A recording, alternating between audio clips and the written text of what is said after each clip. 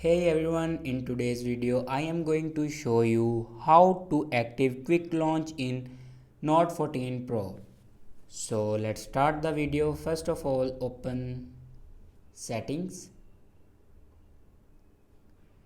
In settings, scroll down in last and here you can see the option additional settings.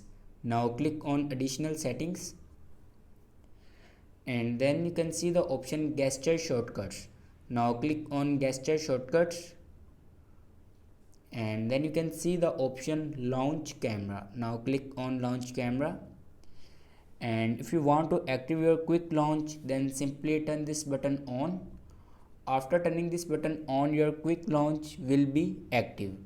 So this is the way to active quick launch in Note 14 Pro. I hope this video is helpful for you. Thanks for watching.